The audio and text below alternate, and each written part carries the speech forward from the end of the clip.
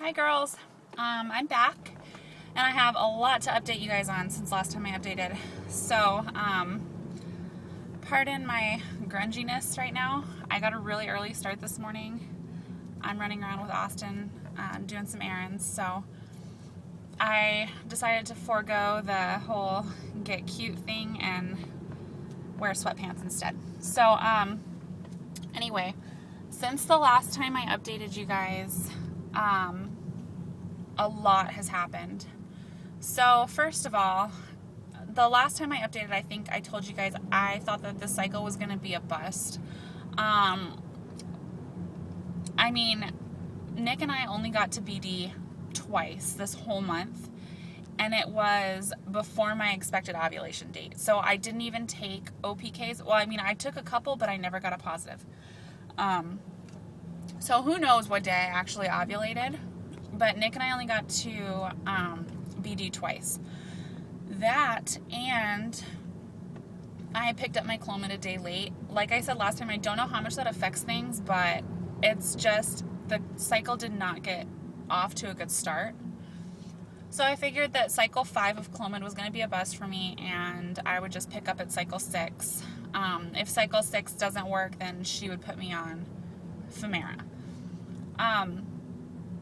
So when was it? Last Tuesday. Was it Tuesday? Wednesday. Last Wednesday. I woke up in the morning and I noticed that my rib was bruised. Like my right rib was bruised and really sore, which was weird to me because I hadn't done anything the previous days. I was off the 2 days prior to that, and I really hadn't done anything. I basically laid in bed all day. And so I thought, well, that's odd, but I'll have it checked out when I go to work. So I went to work that morning, and, I wasn't going to, you guys know, I've said it a million times, I work in an emergency room. I wasn't going to check in or anything like that because even if it had been broken, there's really not much they can do for a broken rib, providing it's not like puncturing your lung.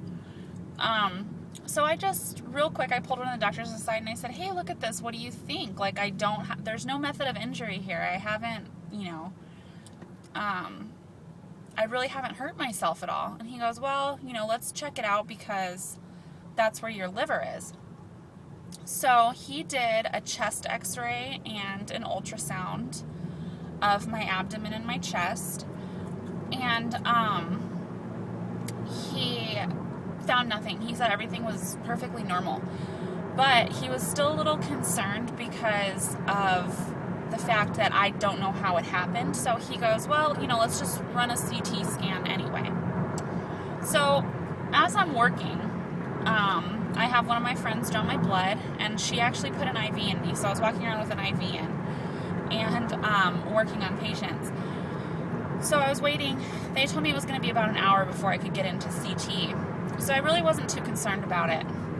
Well, I was walking, and I was kind of over by my workstation, and I coughed, and I had put my arm up like this to cover my cough, and blood just squirted out of my mouth. Like I coughed up probably 3 tablespoons of blood in one cough. So naturally, I just freaked out. So I called my doctor over, and he immediately rushed me into CT. They CT scanned my my chest, my abdomen, and my pelvic region, I guess. And everything came back totally normal. So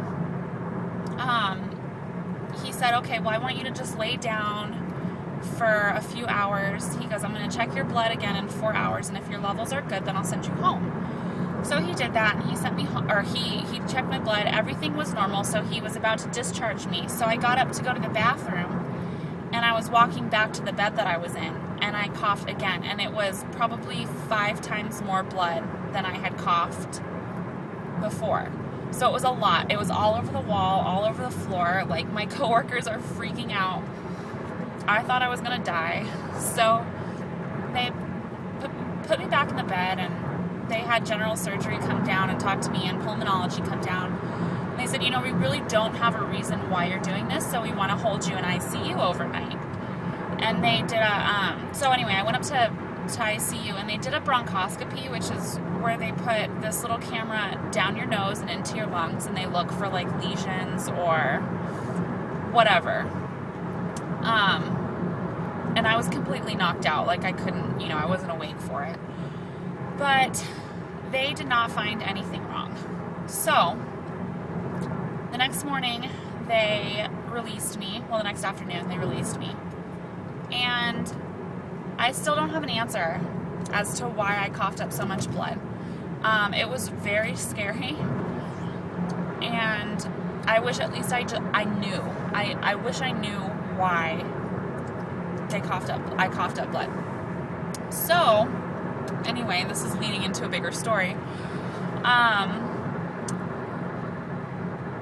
That day that I got released, my husband took Austin in to the ER because he had been vomiting diarrhea, and we were concerned that he was going to get dehydrated. So they looked him over and they said it's probably just a virus, that's nothing to worry about.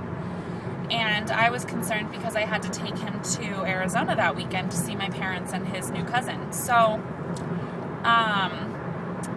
come Friday when we left, he was feeling much better. So I took him.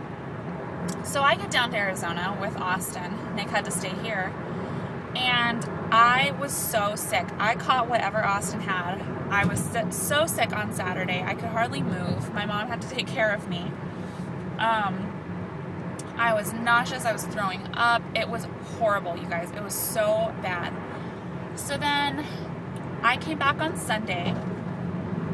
And Sunday morning, early Monday morning, like 1 or 2 o'clock in the morning, I woke up and I thought, oh my God, I'm getting sick again.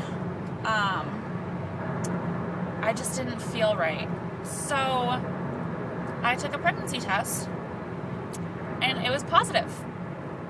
So that's my news, you guys. I'm pregnant. I took probably 3 or 4 and all different brands, and the line was faint, but it was definitely there. And I, of course, woke up Nick screaming and was so excited. But I was still skeptical. So, the next day, Monday, I went and got my blood drawn, and I'm definitely pregnant, you guys. Definitely pregnant. So, I'm thrilled. I'm so happy, but I'm still skeptical. Hold on, baby.